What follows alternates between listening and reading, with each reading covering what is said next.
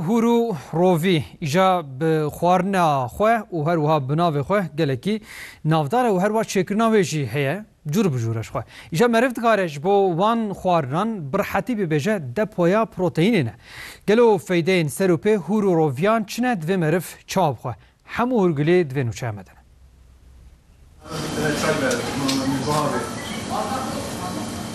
جبو پرگالا پاراسنا لاشه انسانان باشه دیده گلک پروتئین هنه جگلک نخوشیان را درمانه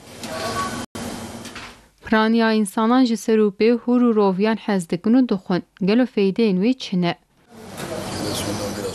فایده ویچی مگوز عالی پروتئین دا پر دولن بنده ج عالی ویتامین B12 دا پر دولن بنده ج بدن مرفلا B12 ویتامین پر لازمه ج عالی مینرال حسن دا پر دولن بنده وقت وانا ام بگیرن بدن خو کیماسیا خونی مثلا چه نابه کیماسیا ویتامین B12 چه نابه دیتیسیان تارuk Durgun dibêje kesên ku nexweşî wan ên kronîk hene divê baldar bin û zêde serûpê hûr roviyan nexwin.